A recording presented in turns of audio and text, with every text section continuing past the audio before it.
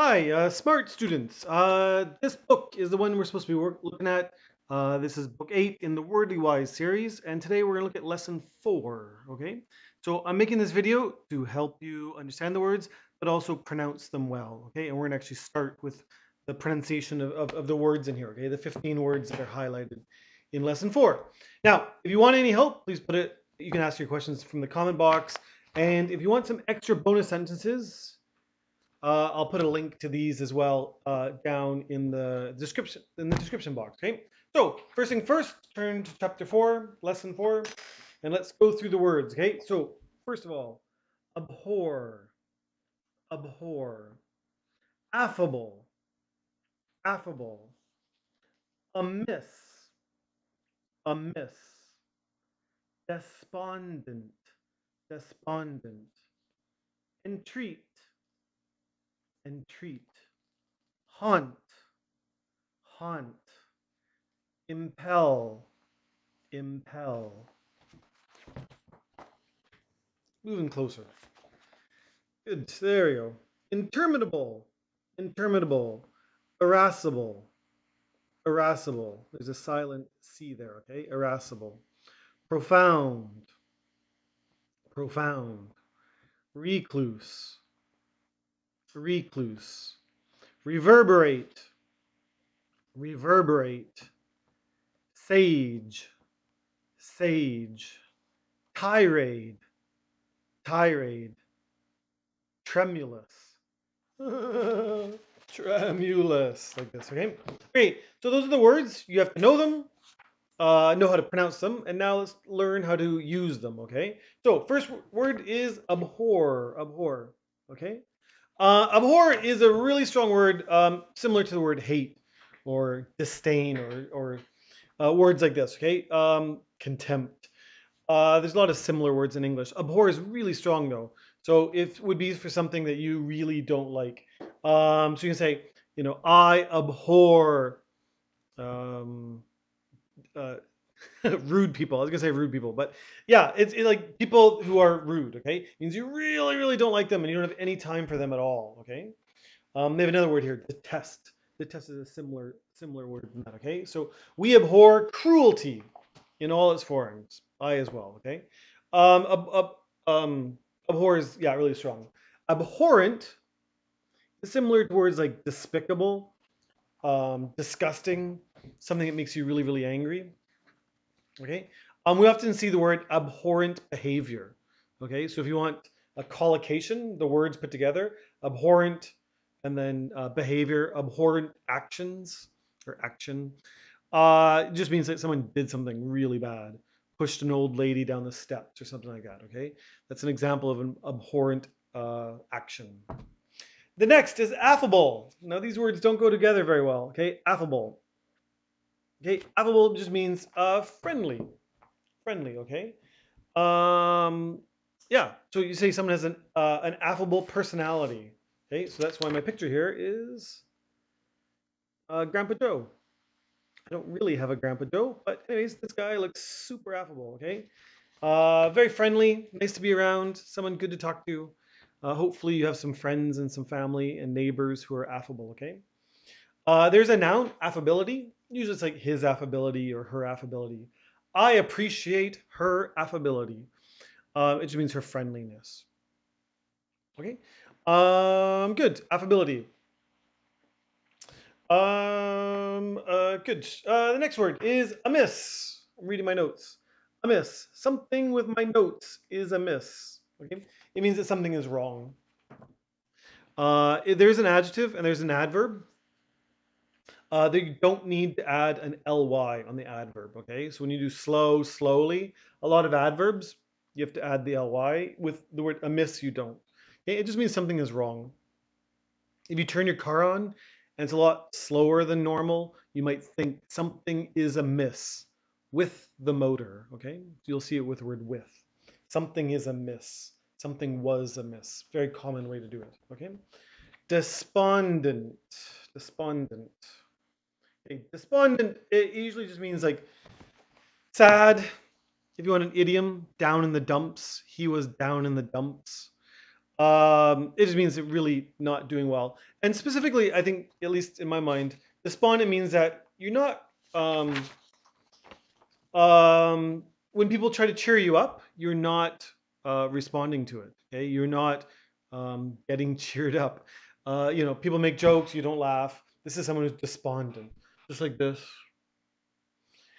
not happy for long times, and that kind of thing. Okay, so if someone's despondent, they might need to get some help. Okay, go to see the doctor and stuff like that. Yeah. So despondent. It says here depressed from loss of hope. That's about right. Yeah. So the next word is entreat.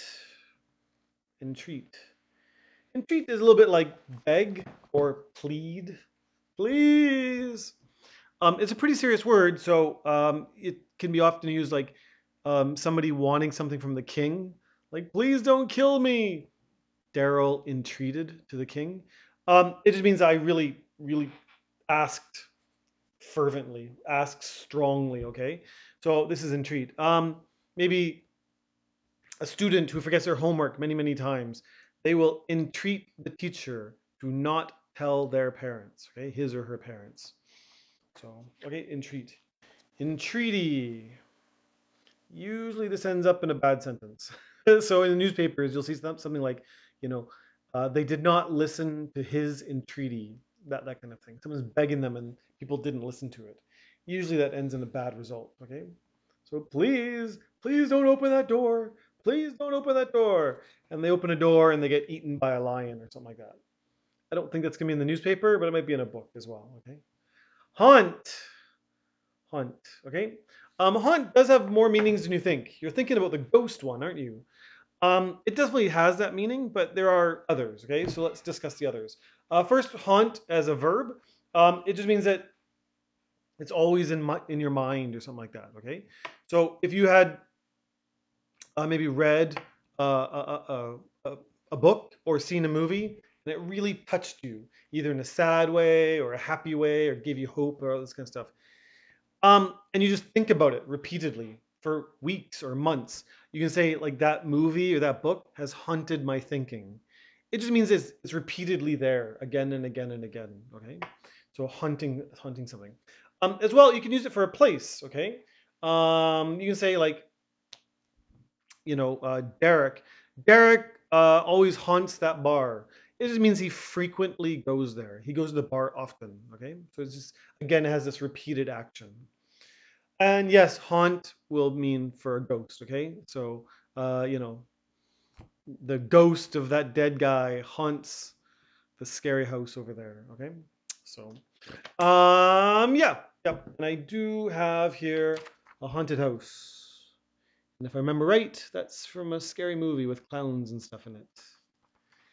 Maybe you know what I'm talking about. Okay, anyways, enough hints. Impel. Impel. Okay, something that impels somebody, it pushes them forward. Okay, if someone is really scared of failing, then we'll say that fear impels them forward. Okay, if someone's very competitive, you can say their competitive personality impels them to improve. It just means it's pushing you forward, pushing you forward. Okay, interminable, interminable. I like this word. It's long, but kind of fun to say. Interminable. The back half is really fast. Interminable. Um, the root of this word is the word like terminate, term, okay? So terminate, to end something. Interminable, by definition, means that it is something without end, endless, something forever, okay? But in the actual meaning, the way we actually use this word, it's going to mean something that just feels long, okay? So you can even say this video, it's definitely going to be 20 minutes because all of these videos end up being 20 minutes, but you can say this video feels interminable. It just means like, oh, when is Daryl going to shut his mouth? Okay? It won't be interminable. I got to go to bed at one point. But it just feels interminable, okay? So if you want to complain about a class, a university class can be really long. You can talk about bad weather. If it's rained like 20 days in a row, like, oh, this rain feels interminable. Okay, so it's often with the word feel or felt or seem. The word seem. This seems interminable. Bad movie. 3 hour, really slow movie. Oh, this movie feels interminable. Irascible. Irascible. It just means someone who's quick to be angry, quick to yell and scream, grouchy. Someone who's grouchy. It's not usually used for teachers or something like that.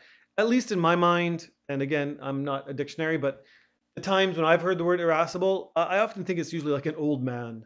You know, your ball goes over the fence into the neighbor's yard, and the old man yells and screams at you.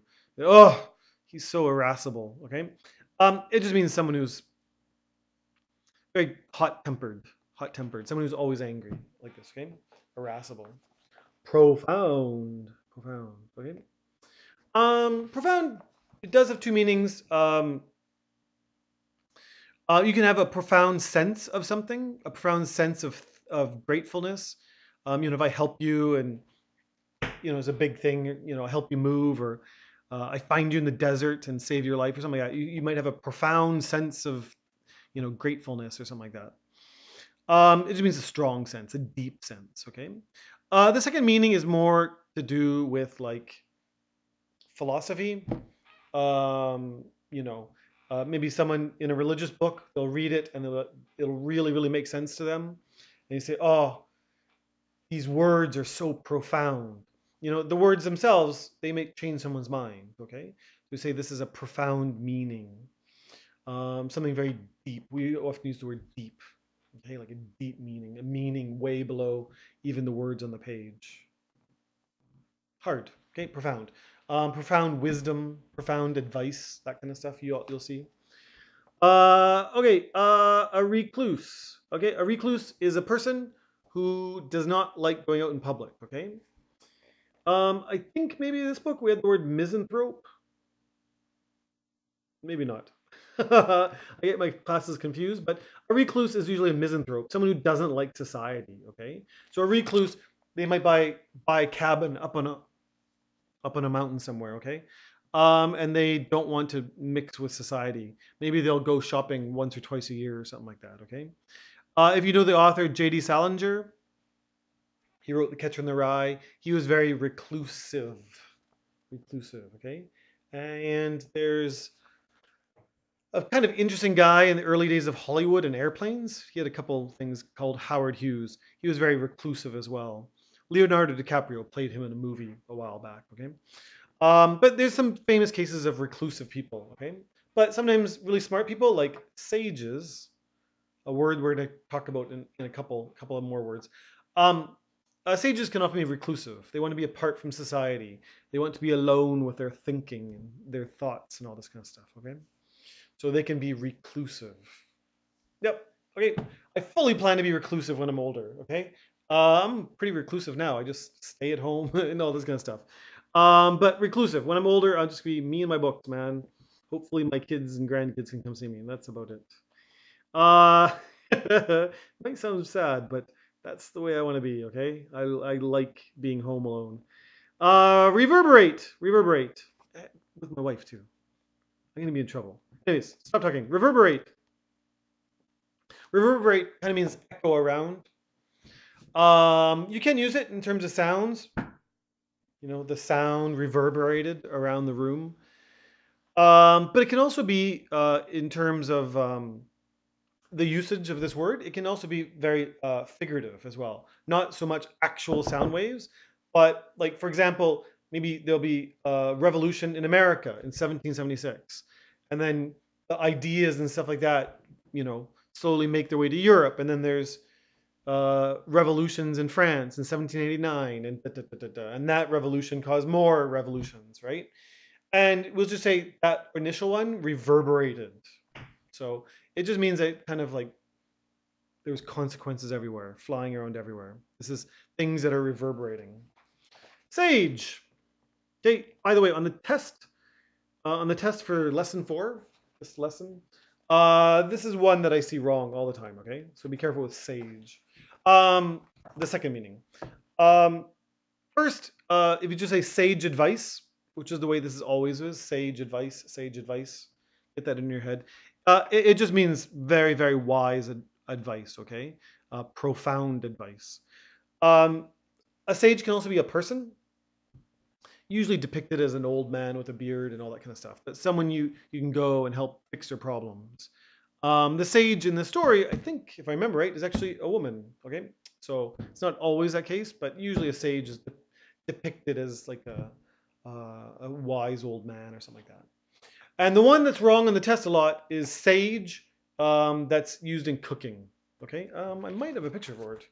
I've not kept up on my pictures here, turning my pictures. Okay, a recluse might live in that cabin. Here is a sage, a wise old man thinking, and then there's a sage here, which is like an herb that you might put with your cooking. I would know if I cooked more, but I'm not very good at cooking, so I don't use fancy ingredients like sage. Okay, I'm sure there's a lot of people out there who think sage is not a fancy ingredient, but yeah, you can use it in your cooking. I'm sure it tastes good. You stop talking again. Tirade. Tirade. It's usually a long, angry speech. Okay? If the whole class cheats on the test, maybe the teacher will yell and scream at you for a long time. The football coaches are very famous for their tirades. Okay? And last one. Hey, tremulous. Tremulous. Okay. First of all, it can be like shaking, like a tremulous hand, like this. Either through fear or for maybe just old age or disease or something like that. You can have a tremulous hand. It's not clear from the word why someone is tremulous.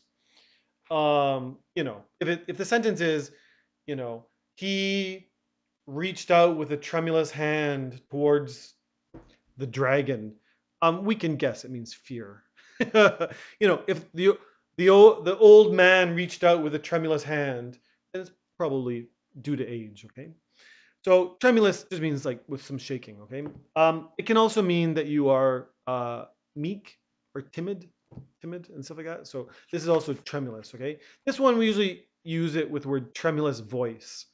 If someone yells and screams like, "Are you Daryl?" And I'm like, "Yes." Okay, there's a reason I'm not an actor, okay?